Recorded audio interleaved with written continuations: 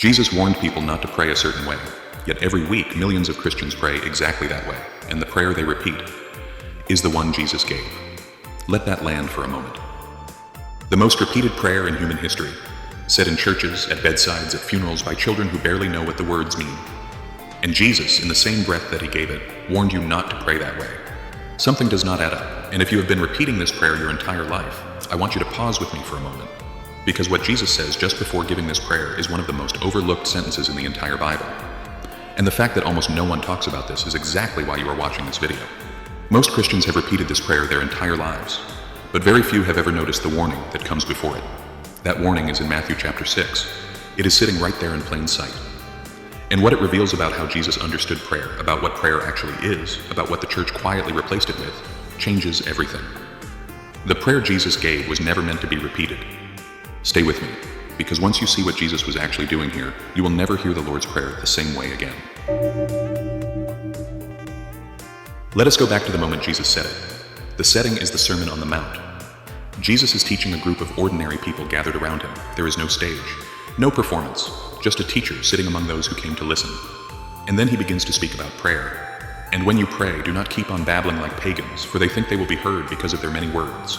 Do not be like them, for your Father knows what you need before you ask him. Matthew chapter 6, verse 7 through 8. Read that again slowly. Do not babble. Do not repeat. Do not multiply your words. Jesus links repetitive prayer directly to pagan practice. This is not a gentle suggestion. This is a line being drawn. And this creates one of the strangest moments in the entire Bible, because immediately after warning against repetitive prayer, Jesus gives the most repeated prayer in human history. Now the viewer must sit with that contradiction, because it is real, and it does not resolve itself the way most people assume.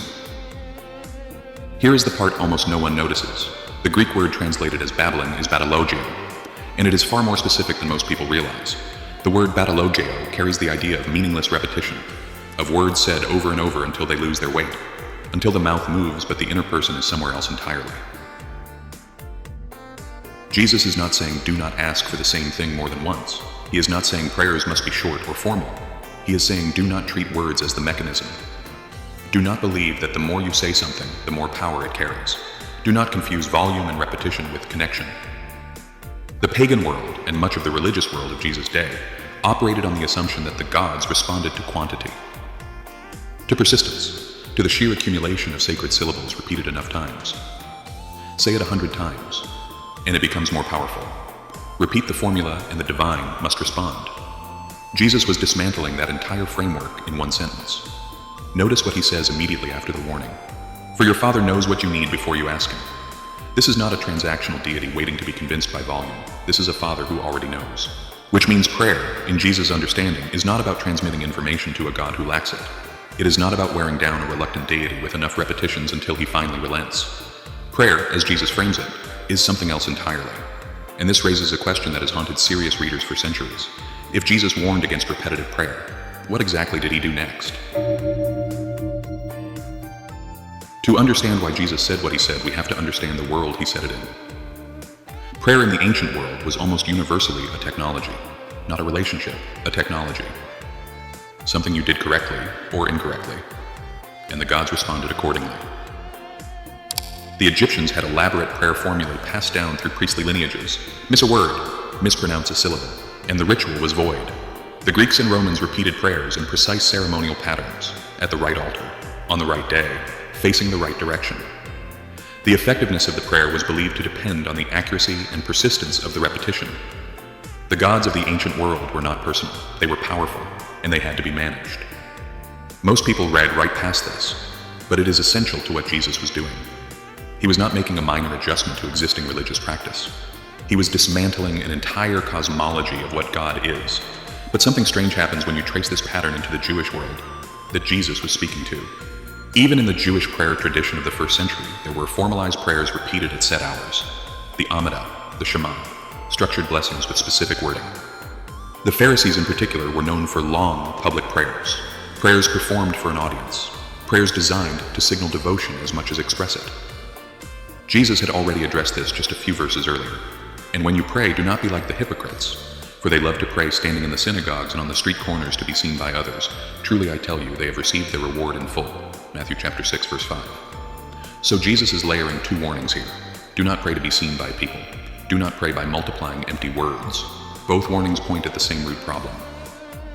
Prayer has been reduced to performance, either for a human audience or for a transactional deity who responds to volume.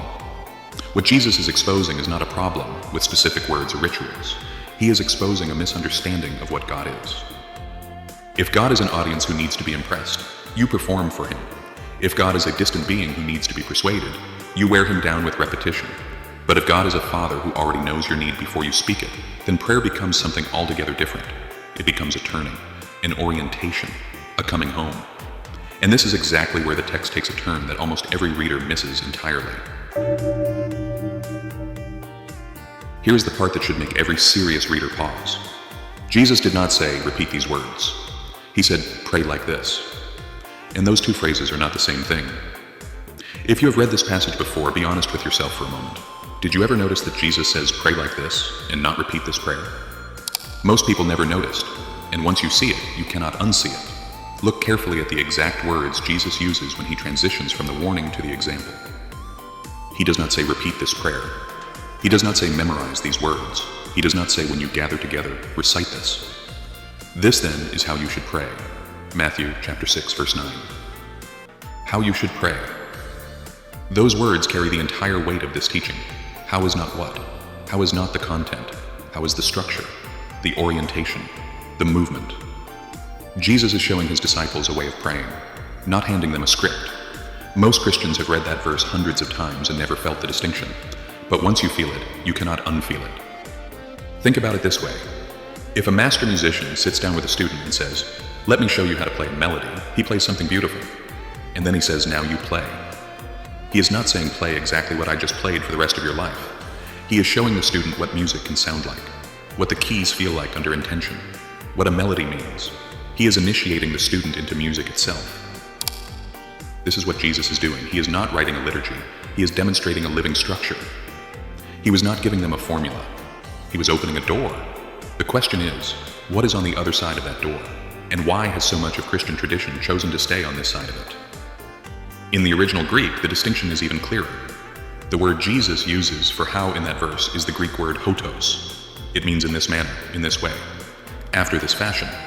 It is the word a teacher uses when demonstrating a method, not when dictating a text. There's a different Greek word Jesus could have used if he wanted them to repeat the prayer word for word. He did not use it.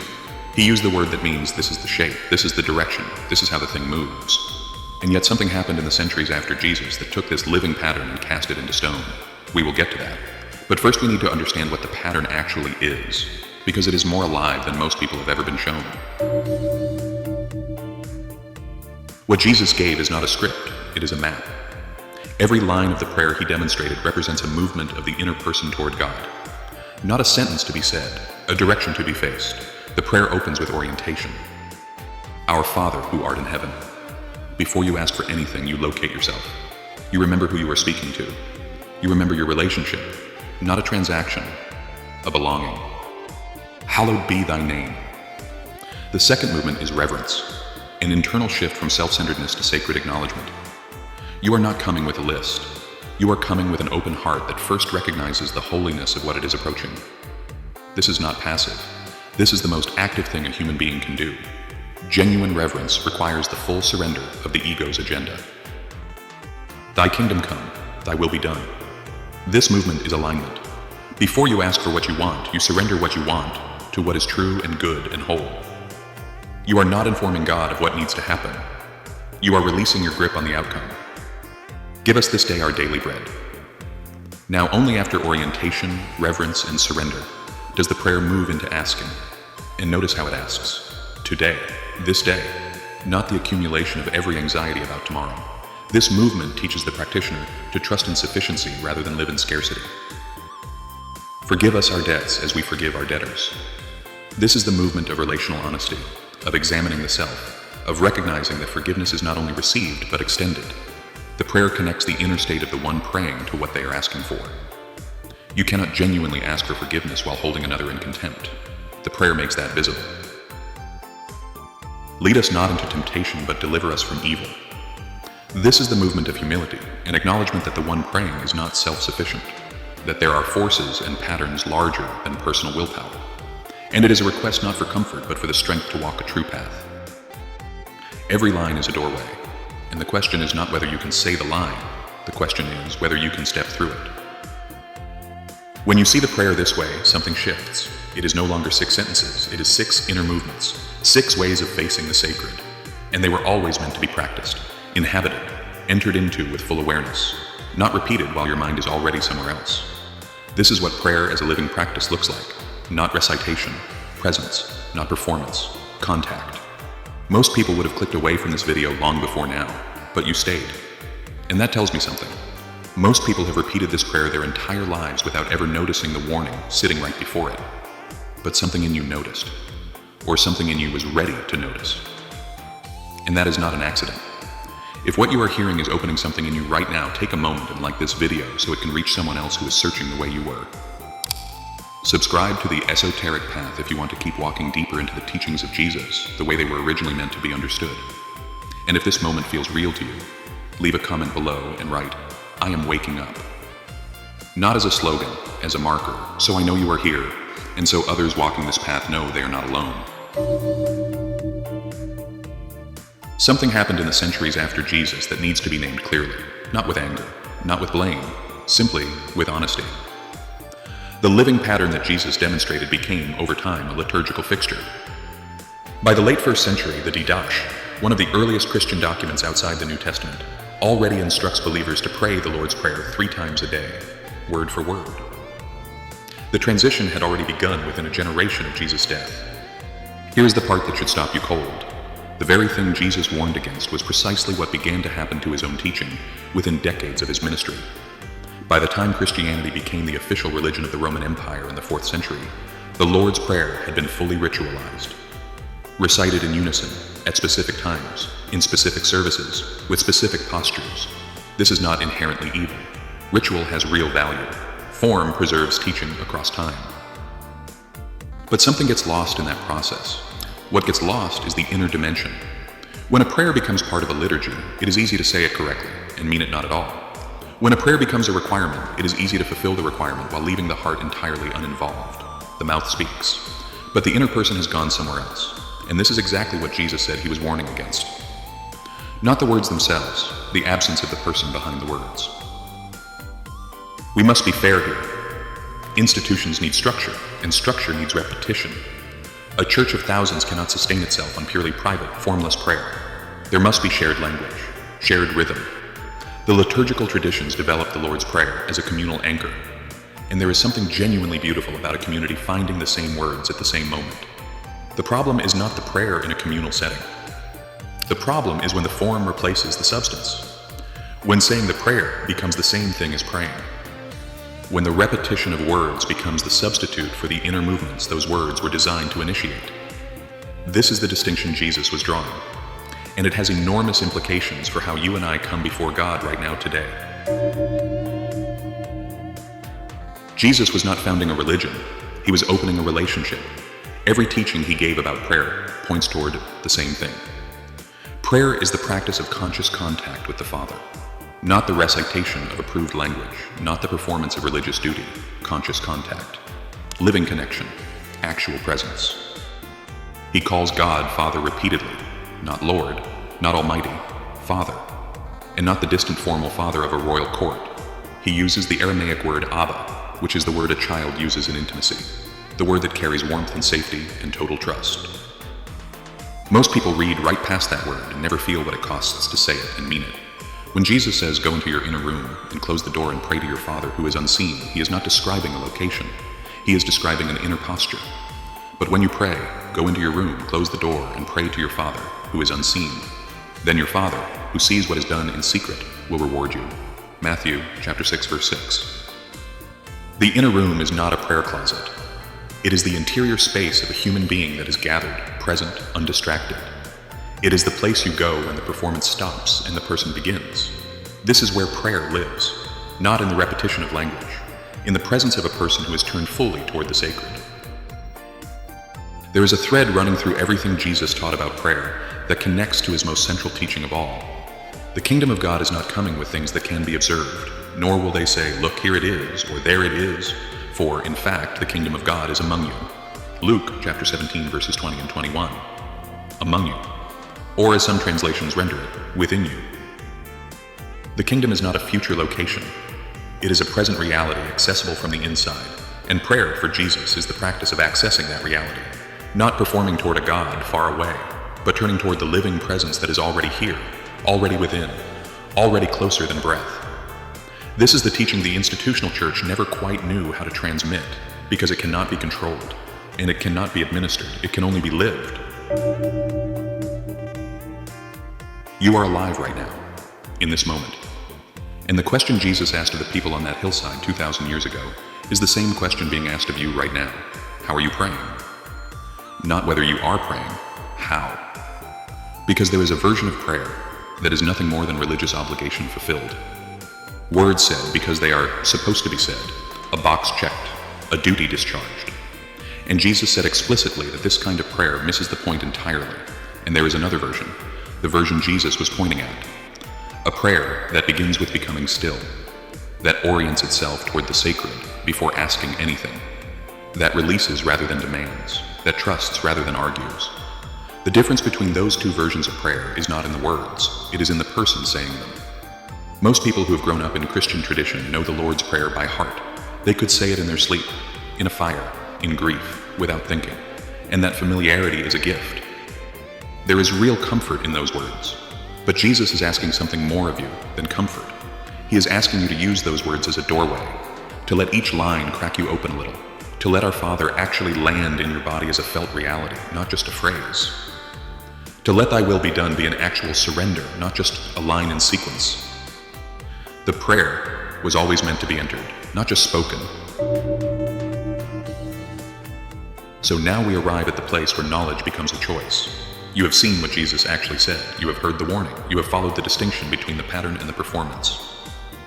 You understand now that when Jesus said pray like this, he was not writing a script. He was demonstrating a living path.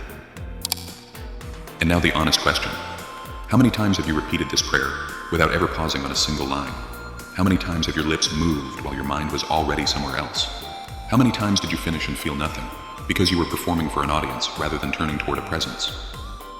This is not condemnation. This is recognition. Most of us were taught to say the prayer. We were rarely, if ever, taught how to enter it. Most of us inherited a form without ever receiving the life that the form was meant to carry. The form was never the point. The person inside the form was always the point.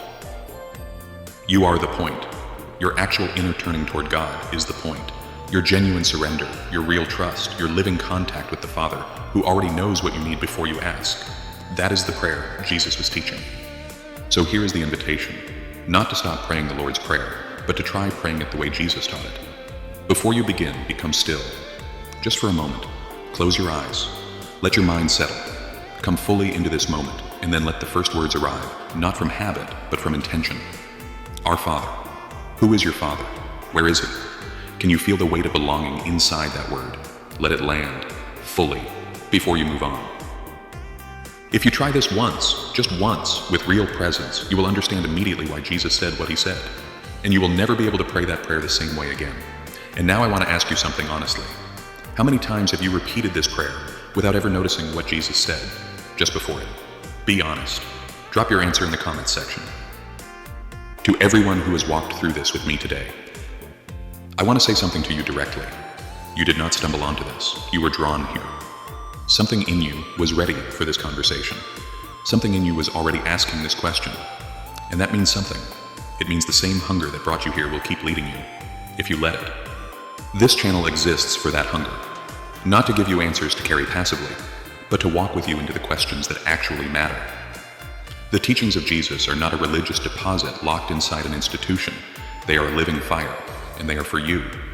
Not for the version of you that performs religion correctly, for the version of you that is actually awake, actually seeking, actually willing to have everything you assumed questioned in service of something true. If you are that person, you belong here. If you walk through this conversation seriously with me, I want to say something to you before you leave. What you experienced here was never meant to